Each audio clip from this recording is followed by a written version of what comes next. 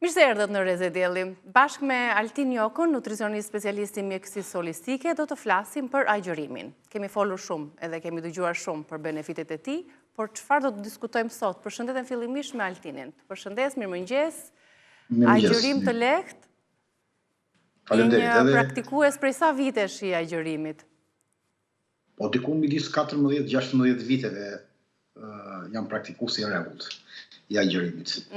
Dhe gjej edhe rastin që ti uroj gjithë besimtarëve musliman që të kenë një agjërim të lehtë, të pranuar dhe shpresoj që të gjithë bashkë të ndikojmë pozitivisht të gjithë veprimet tona në këtë kohë. Gjithashtu Altin, dhe për ju agjëroni familjarisht, e keni në traditën tuaj familjare dhe vajzat agjërojnë? Shikoni, nuk kemi pasur, unë kam pasur traditë në familje, as ka gjyshrit, as tërgjyshrit, as në fisin tonë nuk kemi, as nga ana e gruas, as nga ana ime, as nga dy gjyshrit e mi, nuk kemi pasur traditë familjare në drejt rritjeve fetare.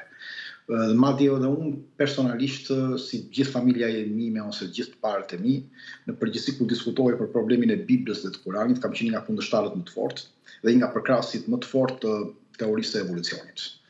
Por gradualisht pastaj ajo ka ndryshuar dhe kam parë që patjetër që kam bërë edhe gabim të rast. Kështu që unë i mirë kuptoj të gjithë njerëzit të cilët mund të janë në kundra besimit, sepse vetë kam qenë një tillë, edhe familja ime dhe gjithë pjesëtarët e tjerë. Në aspektin e agjërimit, po vajzat e mia agjërojnë, dy të mëdhat agjërojnë, tjetra që është më e vogël me pjesë. Unë jam munduar që t'i thoja sidomos tyre të voglave që mos agjëroni se nuk e keni moshën dhe duhet mos ta keni pak më të vështirë se janë dhe në shkollë. Por ato e kanë vendosur vetë të drejtim. Pra unë nuk është se i kam shtyrë, sepse këtu në Suedi ka shumë musliman, edhe te klasat e vajzave, për shembull në 25 veta që kanë një klasë, 15 i vinë nga vendet muslimane, të cilët e kanë edhe traditë fetare, të cilët e kanë edhe agjërimin. Dhe ato më shumë si duket mësojnë nga shoqëria, sesa ose imponojnë nga shoqëria. Po edhe modeli familjar, gjithsesi. Po edhe modeli në farmase, po më shumë ndikohet nga shoqëria fëmia sot, nuk ndikohet shumë nga prindërit sesa nga shoqëria. E vërtet, ne duhet jemi në ekuilibër gjithsesi. Altin, unë kam shumë pyetje sot, por ne kemi folur dhe në vitet e shkuara për përfitimet e agjërimit. Kam një ekstrakt të shoqatës amerikane që thotë që agjërimi me 6 mjetor sjell një risk me 91% të sëmundjeve të zemrës, pse po agjërojmë gabim, ose ku janë gabimet që ne agjërojmë, e të tjera si këto. Do marrim shumë përgjigje dhe shumë këshilla nga Altini, por të lutem, me lejen tënde, Altin, kemi një shkëputje të dedikuar, i kthemi për pak sekonda. Altin, besoj ke përpara edhe ekstraktin e shoqatës amerikane të zemrës, e cila për vitin 2024 në mos gaboj, ka thënë se agjërimi prej 16 orësh rrit riskun e sëmundjeve të zemrës me 91%. Në një botë ku njerëzit agjërojnë, dhe jo vetëm në muajin e Ramazanit si praktikë fetare, por që agjërojnë, si qëndron e vërteta? Falenderoj një herë, pa masë dhe sinqerisht që hape këtë temë, duke e parashtruar edhe këtë si pyetje, pasi vërtet duhet të sqaruar. Faktikisht, për një besimtar nuk ka rëndësi pothuajse fare sa studime mund ta mbështesin agjërimin, apo sa mund ta shajnë, apo mund ta ndalojnë. Sepse në fundit një besimtar, ndaj quhet besimtar, sidomos i besimit musliman, islam, se beson në një Zot dhe është i bindur se Zoti nuk mund të sjellë obligime dhe udhëresa që mund të dëmtojnë shëndetin e tij. Kështu që në këtë rast agjërimi nuk mund të jetë i dëmshëm edhe pse është i obligueshëm. Megjithatë, mirë është të sqarohet çdo çështje që mos lëm edhe mjergullajnë pas, por edhe për të tjerët, edhe për të ulur disa dyshime, por edhe për të ballafaquar dhe për të treguar edhe faktet ose edhe për t'i krahasuar. Kjo është e vërtet, diku pak më pak se një vit, nga fundi marsit, shoqata amerikane e zemrës prezantoi një hulumtim, nuk është studim, po është hulumtim, që agjërimi 16 orësh bën një rritje lidhet me rritjen e 91% të rrezikut të sëmundjeve të zemrës. Menjëherë të gjitha gazetat prestigjioze në botë, duke filluar nga Washington Post e të tjerë, e kanë publikuar këtë ulumtim dhe unë kam qenë nga të parët në fund të marsit, më duket diku kam bërë një video dhe një informacion sepse duke qenë i abonuar disa nga buletinet më prestigjioze, drejtimet edhe të shkencës, po edhe të këtyre që unë thash më lart, më erdhi dhe si njoftim. Disa njerëz të shkencës që janë marrë me dekada me problemet e agjërimit dhe po ashtu dolën kundër dhe dhanë opinionet e tyre, mendimet e tyre, por dhe në opinionin tim, ky quhet një studim korelacion. Korelacion do të thotë që nuk është shkaku themelor i asaj që nxirret, pra problematika, por është një indicie dhe ruan një rol dytësor dhe mund të kemi shumë role dytësore të shkaqeve. Pra kjo a është bërë qëllimisht, a është bërë në mënyrë për të paragjykuar gjithë problemin e agjërimit, kjo është për të parë. Le të shohim disa shembuj se çfarë është korelacioni. Për shembull, më parë mjekët jepnin terapi hormonale grave, sepse në 40 hulumtime, prova vëzhguese, u panë që gratë që konsumonin terapi hormonale kishin 50% më pak rrezik për problemet kardiovaskulare dhe sëmundjet e zemrës. Por çfarë ndodhi? Në thelb këto gratë që merrnin terapi hormonale ishin gratë që shkonin shpesh te mjeku, kishin nivel social të lartë edhe në aspektin ekonomik, ndiqnin këshillat e përgjithshme shëndetësore, bënin palestër, bënin aktivitet, ushqeshin shumë shëndetshëm. Pra kishin një jetë dhe një stil jetese të shëndetshëm, sepse kishin dhe para për të bërë terapi hormonale. Grupi grave të tjera që nuk bënin terapi hormonale, kishin një status të ulët, konsumonin ushqime fast foodi, konsumonin shumë pije me gaz, konsumonin edhe duhan dhe alkool dhe nuk kishin një nivel të lartë ekonomik për të kujdesur për veten e tyre dhe kishin ushqime me nivele shumë të larta karbohidrateve dhe yndyrnave jo të shëndetshme. Atëherë kjo quhet një korelacion, sepse nuk është terapia hormonale që ndalonte 50% problemet e sistemit kardiovaskular apo sëmundjet e zemrës. Ishte ushqimi dhe stili jetesës. E njëjta gjë po themi edhe për të studim. Ky ulumtim 2003-2018 u mblodhën 15 vite nga bordi i shëndetit në Shtetet e Bashkuara të Amerikës, u mblodhën informacionet nga kjo shoqat dhe panë që personat që ushqeshin u ndan dy grupe, personat që konsumonin 5-6 herë ushqim në ditë dhe personat që konsumonin 1 deri në 2 herë ushqim në ditë. Dhe u pa që personat që konsumonin 1 herë ose 2 herë ushqim në ditë kishin 91% probabilitet për sëmundje kardiovaskulare dhe për lëvdekje në tutje. Po ky ishte një korelacion sepse ne duhet të shikojmë të dy grupet si u ndan. Nga dy grupet që u ndan, u pa që grupi që ishte me probleme, pra që agjëronin 16 orë, në para një agjëronin në mënyrë jo të vetëdijshme, pra ta kuptojmë mirë.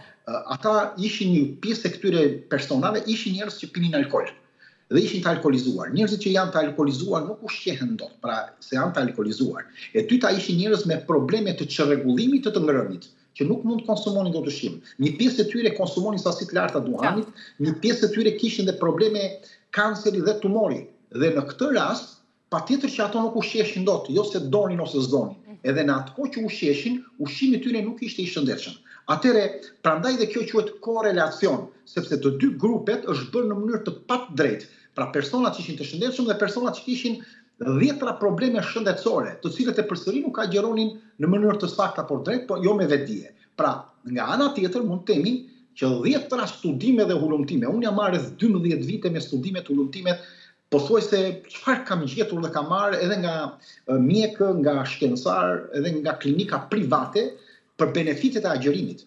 Dhe në këtë botë agjërimi, në këtë momente është një kuruz ose është një mund të themi një mjek ose një kirurgji pa bisturi. Dhe unë e kam shprehur, sikur të mbledhin gjitha spitale, doktor, ilaçe, mjek, çfarë do të mbledhin praktika mjekësore, nuk mund të krahasohen dot vetëm me agjërimin. Është e pamundur ta adresosh, sepse atë që bën agjërimin në trupin tonë, pa asnjë lloj ndërhyrje, është i sjellni benefite të jashtëzakonshme. Po të zëm nga anën tjetër, trupi i njeriu në histori nuk ka qenë kaq budalla sa ka agjëruar për vite të tëra. Romakët e parë të lashtë agjëronin.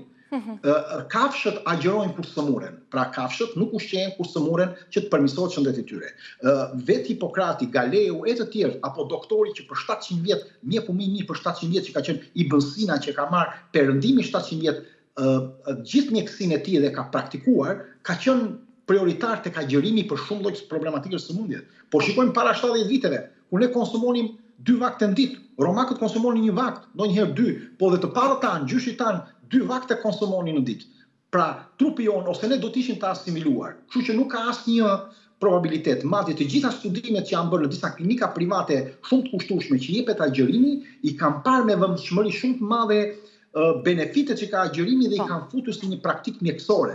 Dhe patjetër ajo duhet futet si praktikë e parë mjekësore në çdo spital, në opinionin tim. Qartë, e vërtet. Dhe ne kemi folur për benefitet, edhe vitin e shkuar ku kishim vetëm të shikojmë të kjo shoqat në një gjë tjetër. Mos harrojmë dhe praktikën e rushfetit të kjo shoqat. Unë kam thënë që para 7 viteve që kjo shoqat merr $10 milion, shoqata amerikane e zëmës, $10 milion nga industria e farmaceutikës, e suplementeve, nga kompanitë të cilat sillin pijet me gaz, apo nga Procter & Gamble, i cili është pikë i vajrave vegetal të hidrogenizuar, që është një nga problemet kryesore të sëmundjeve kardiovaskulare apo së shëndetit njerëzve apo dhe kancrit. Kështu që do të shikojmë dhe nga se financohen këto studime dhe ku është interesi, sepse nuk ka interes në qoftë se këto do kemi agjërim, ulet niveli konsumit të ushqimit, e elemente të tjerë që do në dëmtoj disa nga këto industrit kryesore. E qartë, Altin, po duke ju referuar tani benefiteve, ju përmendët dhe është folur në media, do flitet përsëri për gjatë këtij muaji, ju keni folur gjithashtu në rrjetet tuaja sociale për të gjitha benefitet që sjell agjërimi si proces. 16 orë çrëndsi ka. Por a harrien këto përfitime, këto benefite me mënyrën se si sot agjërojnë njerëzit, apo agjërohet në mënyrën e duhur në aspektin ushqimor për të marrë të gjithë këto përfitime që flitet edhe që janë realisht të vërteta? Si agjërojnë sot njerëzit? Ju duke qenë se jeni vetë praktikant prej vitesh, jeni dhe konsulent, nutricionist, trajner ushqimor, kështu që keni baka shumë atë mënyrën e duhur të shprehurit se si duhet agjërohet. Atëre duhet të kuptojmë, agjërimi në dimër është më i shkurtër për shumë arsye. Pra ka një urtësi brenda. Agjërimi duhet të jetë i shkurtër në dimër, për shumë efekte të problemeve kardiovaskulareve, të enëve të gjakut, të kalorive që do të marrim, të nivelit të lartë të yndyrnave që do të marrim, rezistencës që do të kemi. Pra kemi shumë problematika në krahasim me verën. Në verë është edhe më i gjatë, sepse edhe koha e autofagjisë që ne kemi thënë, fillon pas shumë orëve. Megjithatë, ti folet e gabimet, dhe te gabimet duhet ndalemi sepse askush nuk ndalet, dhe po bëhen shumë gabime, sidomos në studio televizive që unë kam parë në opinionin tim. Shumë gabime themelore në drejtim të ushqimit gjatë agjërimit që bëjnë rekomandimet. Këtu kanë faj agjërusit, hoxhallarët, imamët e xhamime, drejtuesit fetar, menaxherët e xhamime, restorantet, fondacionet. Klizë me radhë. Drejtuesit e xhamive dhe fondacionet organizojnë iftare të ndryshme për të ftuar njerëzit.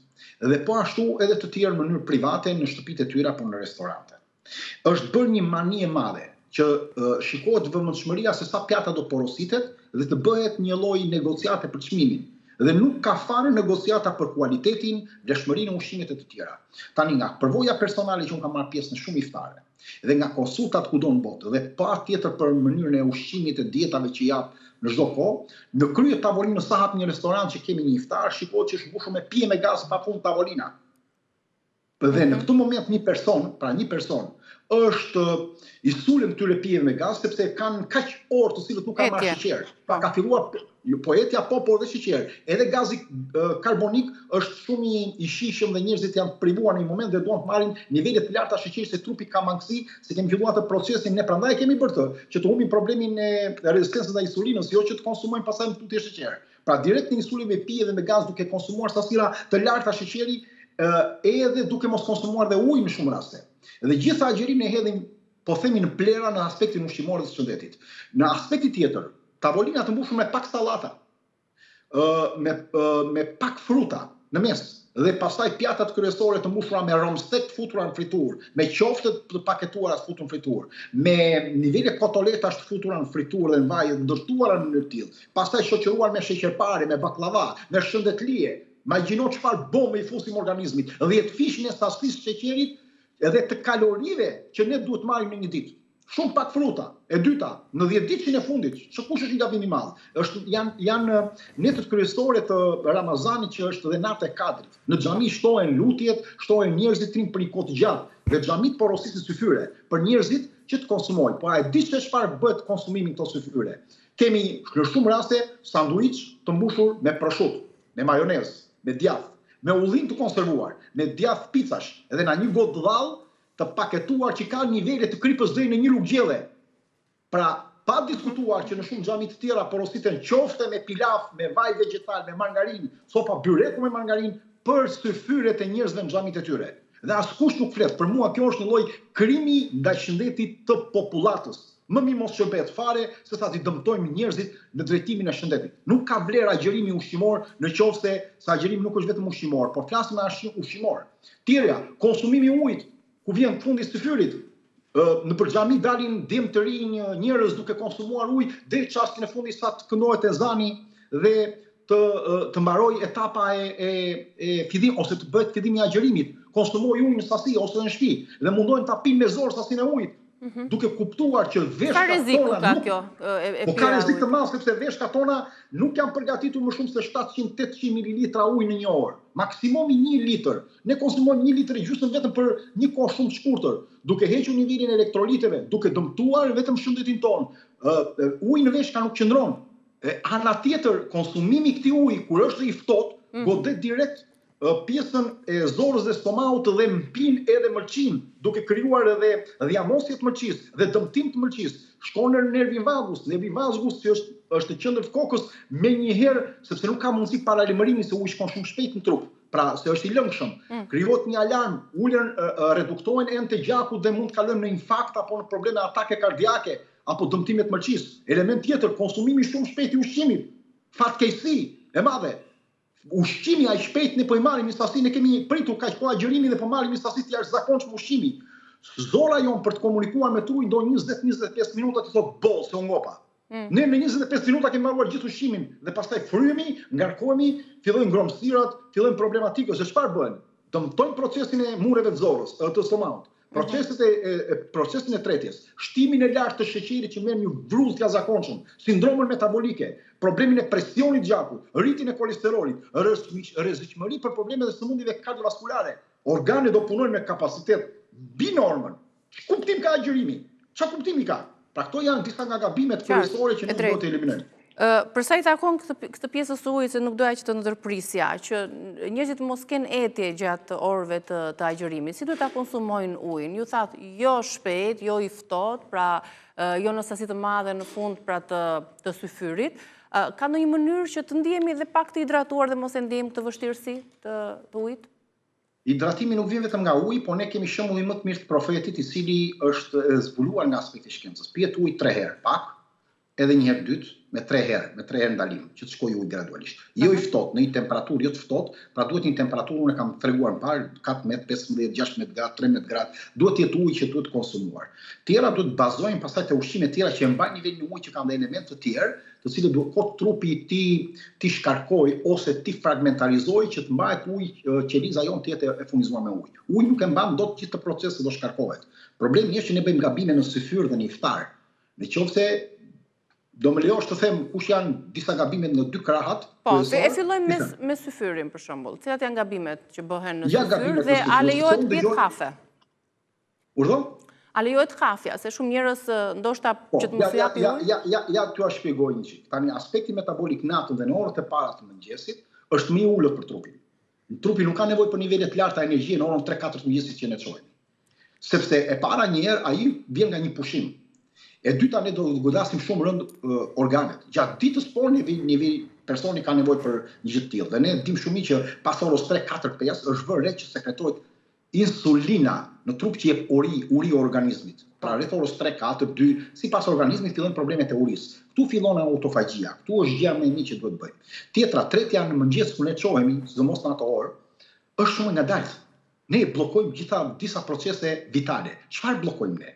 Ne bllokojmë sepse ne kemi një fazë ndarje ku është një prazje e cila glikogjeni dhe yndyrnat përdorin rezervat e tyre gjatë gjumit. Në momentin që ne çohemi, ne ndalojmë të lloj procesi dhe dëmtojmë procesin metabolik. E dyta, niveli kortizolit ku çohemi është i lartë. Ne nuk ndërpresim akoma nivelin e melatoninës, trupi është akoma në funksionin e melatoninës është ende natë. Dietologët që e rekomandojnë dhe nutricionistët që unë po dëgjoj rekomandojnë gjëra të palogjikshme.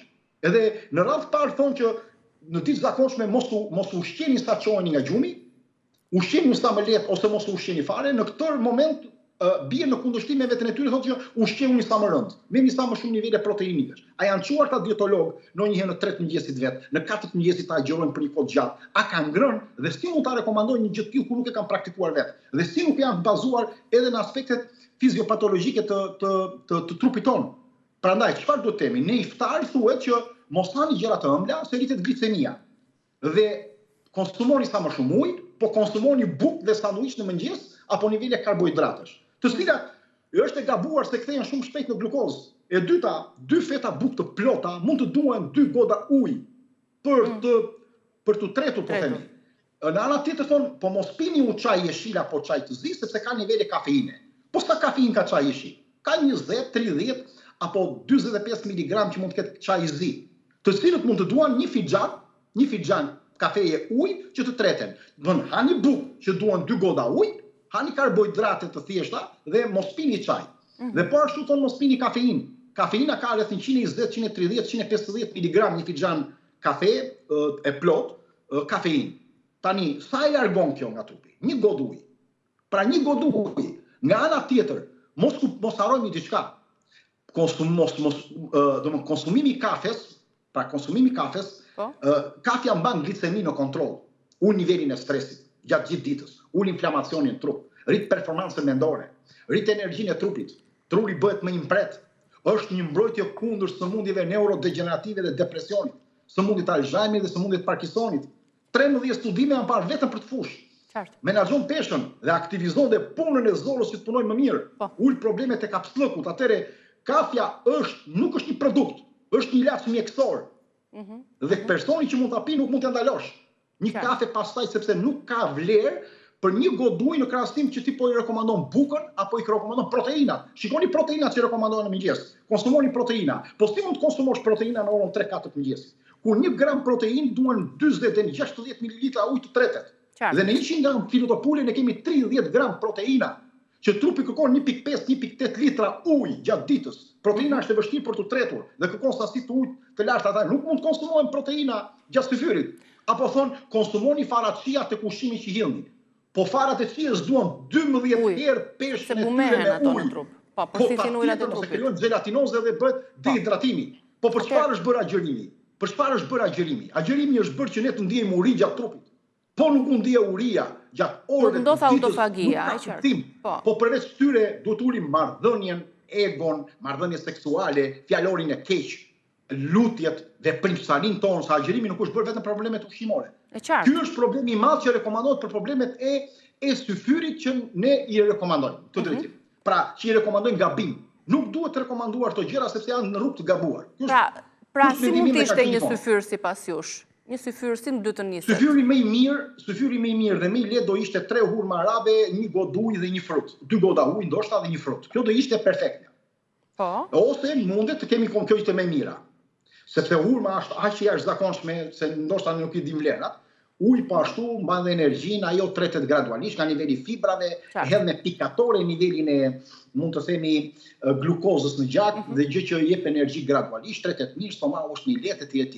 Pra kjo do ishte më mira. Një element tjetër mund të jetë një kos me pak 1 hurmë, 2 hurma arabe nuk ka rëndësi, me pak fruta, me pak të shër, një vezë zier, edhe një banane sipër, frutat mund të jenë lule shtyr dhe boronica apo mango apo dardh, çfarë ka personi në momentin që ka marr.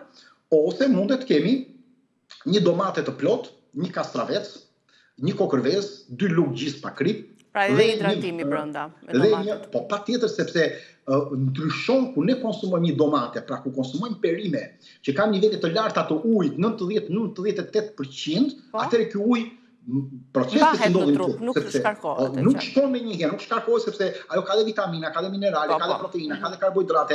Trupi do një proces të deportojnë në qelizë, e qartë. Dhe kjo ri në qelizë dhe uji ri më tepër në qelizë dhe nemi më të hidratuar. Konsumimi këtyre perimeve është i domosdoshëm, sidomos për syfyr. Pra syfyri nuk mund të jetë më i madh se kaq.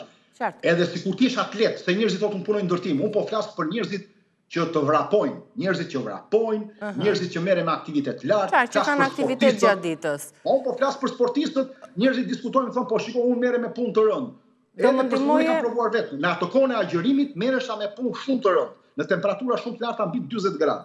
Ata që më njohin e din që ngarkohesha në punë shumë të madhe, 12-14 orë në ditë.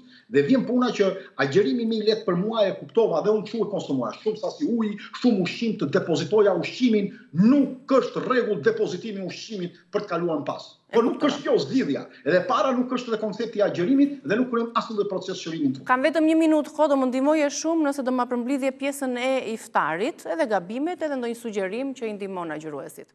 Atëherë iftari nuk duhet të ngrënë në sasi, nuk duhet të ngrënë shpejt, sa më pak. Mund të konsumojmë një supë, jo shumë të nxehtë, ftohtë, qoftë me perime, qoftë me kërpur, qoftë supë pule, mund të konsumojmë një sallatë, pra një sallatë të përgjithshme të miksuar, po të ketë mundësi pak mish në një ditë, jo mish në një ditë tjetër, dhe si ëmbëlsira mund të konsumojmë pjesën e frutave të, domethënë arore, frutat ose hum, jo elemente të tjerë, dhe konsumimin e ujit. Kaq është një iftar shumë i madh. Më pas 2 orë pas iftarit, me që zakonisht iftaret janë rreth orës 6 pasar, në 6 është këtu, nuk e di në Shqipëri saktë. Atëherë edhe rreth orës 8:30 mund të konsumojmë një pjatë me fruta, të cilët do na mbajnë dhe të hidratuar dhe të mirë. Nuk kemi nevojë për nivele shumë të larta proteinash, që njerëzit thonë proteina nuk vuan njeriu nga problemet e proteinave. Ne duhet marrim rreth 60 gram proteina në ditë. Po të konsumojmë një vezë ato frutat që unë thash ose hurmat arabe, që po të flasim se çfarë janë hurmat arabe vetëm 1 minutë të më lësh, do të çuditen, domethënë kemi një urtësi shumë. Duke qenë se është ushqimi që duhet dhe që niset syfyri, më thuaj disa përfitime. Simbolizimi i agjerimit, sepse edhe vetë profeti e ka ngrënë, por edhe në Kur'an është përmendur. Lehtësia e urmat arabeve është tretja shumë e mirë, nuk e ngarkojnë stomakun. Japi nivel të energjisë, ka nivele të larta të fibrave.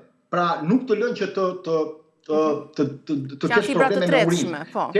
Po, kanë nivele, kanë 23 lloje të ndryshme aminoacidesh, kanë 12 element mineral, kanë më shumë se 11-12 vitamina brenda në tyre. Dhe patjetër që duke pasur disa nivele, për shembull nga niveli i lartë i fosforit, bën stabilizimin e shumë vitaminave të tjera, qoftë jodit, qoftë vitaminës D, qoftë probleme tiroides, qoftë probleme në magnezit, qoftë probleme në ADN-s, riparimin e tyre, dhe glicemia lëshohet gradualisht si një indikator në trup për të marrë nivelet e energjisë gjatë gjithë ditës. Prandaj është rekomanduar hurmat arabe. Dhe vetëm konsumimi i hurmave arabe në mëngjes pranë syfyr mund mbyshi gjithë syfyrin. Element tjetër të gabimit pastaj çfarë bëhet në iftaret tona, nuk mbas se kemi kohë, do ta sqarojmë në një moment dytë ndoshta. Ju pak a shumë i cekët, pikërisht në për xhami apo kushtrohen në iftar, pijet energjike siç e përmendët, edhe shumë ushqime që ndoshta ju nuk i pranoni as në jetën e përditshme, vetëm në agjerim. Konsumimi i kafes në darkë. Ne mbarojmë në orën 7-8 edhe pim kafe në 9. Jo, më mirë pije kafe mëngjes. Më mirë në syfyr se sa në darkë, sepse koha e konsumimit kafes në darkë ka shumë dhe më shumë probleme se sa në mëngjes. Edhe me gjumin edhe me e qartë. Pijet energjike të gjumit të gjithë elementet e tjerë. E qartë. Altin, të falenderoj shumë. Falenderoj unë ty. Ishte e nevojshme për të ndarë me publikun, agjerim të mbarë, të lehtë, të pranuar ju dhe familjes tuaj. Faleminderit për këshillat që ndanë sot. Faleminderit, ditë të mbarë. Ka publicitet, të ritakohemi përsëri.